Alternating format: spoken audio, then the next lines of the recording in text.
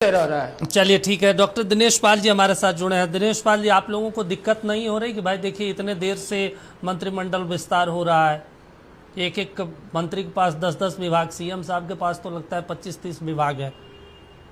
ये तो लोगों को नुकसान हो रहा है, सारा काम ठप है।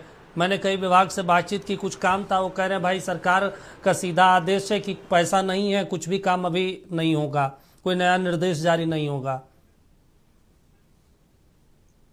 दीपक जी, आप सत्ता पक्ष के दोनों प्रवक्ताओं ने क्या कहा मुझे नहीं पता, आवाज नहीं आ रही थी, सुनाई नहीं दे रही थी अब उनकी आवाजें। लेकिन आपने जो सवाल किया उससे पहले मैं बता दूं कि बिहार आज देश में सबसे गरीब और सबसे पिछड़ा राज्य है। ऐसे राज्य में अस्थायी और एक व्यवस्थित सरकार की जरूरत होती है ताकि वह कुछ गति पकड़ सके। और बहुत दुर्भाग्य की बात है कि सरकारी संसाधनों को लुटाकर सरकारी तंत्रों का दुरुपयोग करके किसी तरह इन केंद्र प्रकार एनडीए को 202 सीटें मिली। उसके बावजूद पिछले 6 महीना से बिहार अस्थिर सरकार चल रही है, बदहाली की तरफ है। और ये स्थिति है कि एक मुख्यमंत्री जो कि 25 से 30 का कराए थे, तमाम वादे किए थे, वो खुद 26 में के शुरुआत में ही फिनिश हुए और वो अपने 1 करोड़ नौकरी देने की बात थी, खुद बेरोजगार हो गए। खैर, दूसरी तरफ आप देख रहे हैं कि जो नई सरकार बनी 15 अप्रैल को, आज मई में हम लोग बातचीत कर रहे हैं और हमको लगता है कि देश में पहली बार ऐसा हो रहा है कि इतने लंबे समय तक सिर्फ 3 लोग सरकार चला रहे हैं, यानी 3 लोगों की कैबिनेट हो रही है और 3 लोग बैठ के फैसला ले रहे हैं। यह एक तरह से मजाक है, क्योंकि जब कोई किसी राज्य का, किसी देश का विकास के लिए जितने अधिक लोग आपस में बैठ के विचार विमर्श करते हैं तो एक अच्छा फैसला आता है। यहाँ पे कुल 3, आपने कहा कि मुख्यमंत्री के पास 25, हम तो बता रहे हैं कि मुख्यमंत्री के पास 29 डिपार्टमेंट हैं। मतलब एक व्यक्ति 29 मंत्रालय चला रहा है, वो अभी वह व्यक्ति जो कि गृह मंत्री के रूप में पिछले 6 महीना से पूरी तरह फ्लॉप चल रहा है और जिसका ट्रैक रिकॉर्ड पूरी तरह फ्लॉप रहा है और जो केवल गाली गलौज करके उन्मादी भाषा देकर अपनी राजनीति चलाता रहा होगा, वो 29 मंत्रालय चला रहा है। वो 29 मंत्रालय कैसे देखेगा? जाहिर सी बात है कि बिहार के तमाम विकास के काम ठप पड़े हुए हैं और इतना सीट जीतने के बाद भी एनडीए गठबंधन में जो उठापटक चल रही है वो मंत्री की तय नहीं कर पा रहे हैं। और आप जो कह रहे हैं कि सम्राट चौधरी जी नीतीश जी से मिलने गए थे, उसके पीछे कारण यह मुख्य रूप से है कि सम्राट चौधरी अकेले कानून व्यवस्था की समीक्षा की है, जिससे उप मुख्यमंत्री को उसमें पूछा नहीं गया और जिससे दोनों उप मुख्यमंत्री नाराज होकर अलग से प्रेस कॉन्फ्रेंस करके वे लोग बार बार कह रहे हैं कि नीतीश के अनुसार सरकार चलेगी, नीतीश जी के अनुसार चलेगी। लेकिन सम्राट चौधरी ने अकेले समीक्षा करके, सीएम के पास होम मिनिस्ट्री थोड़े है सर, जो वो अब नहीं, सुन लीजिए कानून व्यवस्था की समीक्षा करेंगे। सम्राट चौधरी जी ने साफ इशारा कर दिया है कि यह सरकार कि दिल्ली में बैठे 2 गुजरातियों के इशारे पे चलेगी। जिस तरह की हम लोग विधानसभा चुनाव के समय आगाह करते रहे हैं कि यह गुजरात के लोग दिल्ली से बिहार की सरकार चलाएंगे, जो बिहारियों का अपमान होगा। बिहार से सिर्फ वो ट्रेन चला के मजदूर लाएंगे। वही बात होगी कि हम सब कुछ रखेंगे लेकिन चेहरा नहीं रहेंगे वो। दीपक जी, आपके इस सवाल पे आते हैं, उससे पहले जरा आपका पुराना सवाल को मैं दोहरा दूं कि आपने कहा कि जो लोग सम्राट चौधरी से सवाल कर रहे हैं या भाजपा के नेताओं से सवाल करते हैं, उन्हें ये बैन कर दे रहे हैं, उन पत्रकारों को, उन यूट्यूबरों को।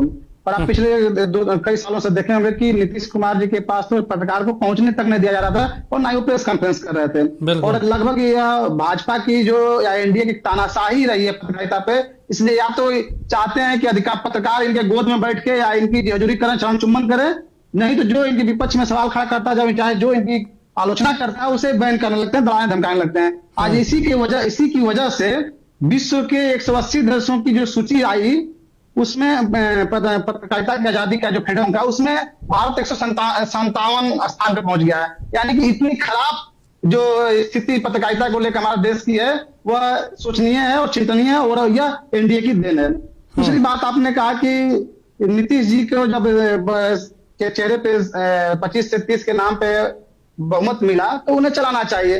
हम लोग, आपको याद होगा, विपक्ष के साथ साथ कई राजनीतिक विश्लेषक भी यह बात चुनाव के समय कह रहे थे कि भाजपा नीतीश जी को मुख्यमंत्री नहीं बनाएगी और इसीलिए भाजपा के लोग उन्हें सीएम चेहरा घोषित करने में बहुत देर किए, बहुत आलोचना के बाद किए और आनंद फानंद में कुछ किए।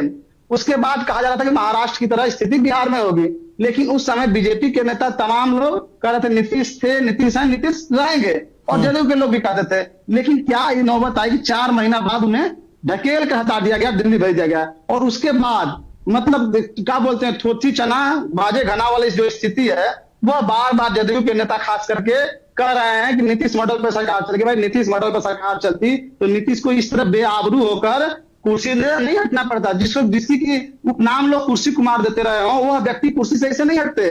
जाहिर सी बात है कि यह गुजरात के लोग जो दो गुजराती हैं वो गुजरात बैठ के कहे या दिल्ली बैठ के उनके इशारे पर सरकार चलेगी। नीतीश मॉडल केवल आपके बस के अपने आप को इसलिए के लिए जल्दी के लोग बुलावा देने के लिए, इसीलिए बिहार की जनता देती है वो अपना बेटा बेटी पत्नी नाती क्या बात कर रहे हैं। राजेश जी चलिए आप कंटिन्यू कीजिए सर, ठीक है।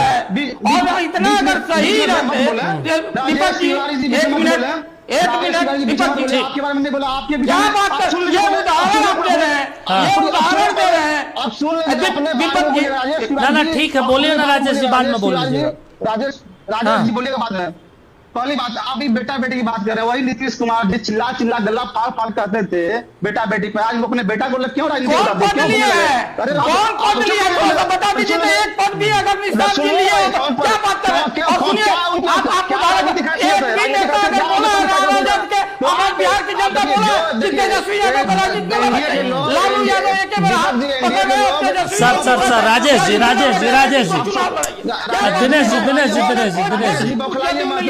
जी दिनेश जी एक सेकंड मुझे समय दे दीजिए। दीपक जी बिल्कुल नहीं, बीच में आपने बात रुकवाई थी, बात पूरी बोलिए ठीक है। आपने देखिए, पहली बात कि चुनाव के समय जदयू के लोग और भाजपा के लोग भी डिग्री और परिवार के लेकर बड़ी बात करते थे।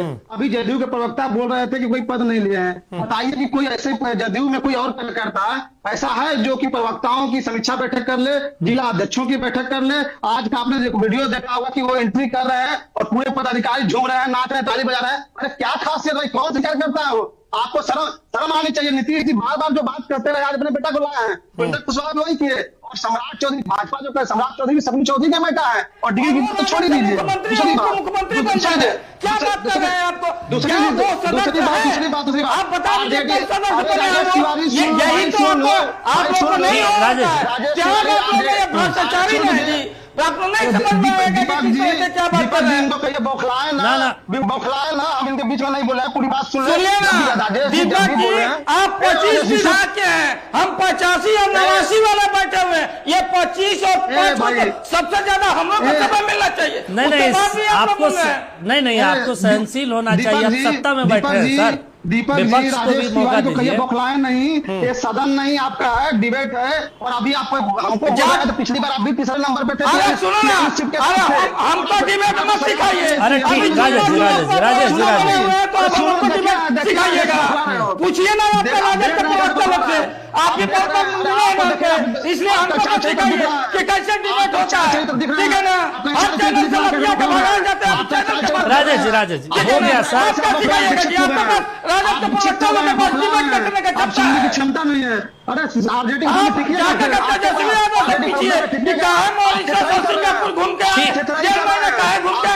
राजेश जी हो गया सर। पानी उन्हें पीजिए, कहा पटना में मौसम वैसे भी गर्म है आजकल। आप पीजिए, तेजस्वी यादव को तो बिहार की जनता पानी पिला दी है, इसलिए इस तरह का बात मत कीजिए जी। इच्छा कर रहे हैं। जब आप बोल रहे थे मैं बिल्कुल नहीं बोला। ना ठीक है,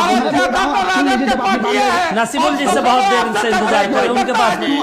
आप हर चैनल से खतराई करके भगाए जा रहे हैं, यही आदत है स्थिति, यही आदत है कि हर चैनल से ठीक है राजेश जी ठीक है सर। और ये खतराई छोड़ दीजिए। नसीमुल साहब कुछ कह रहे हैं, ठीक है।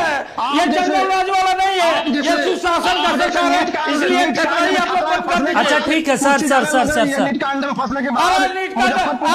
पत्नी तक कर दिए, अरे पत्नी का आईएएस का पत्नी तक सुरक्षित नहीं रहती। आप भी अपने घर के बहन को क्या करिए, राजेश जी हो गया सर, व्यक्तिगत नहीं जाना है। क्या बात कर रहे हैं राजेश दिनेश जी हो गया सर।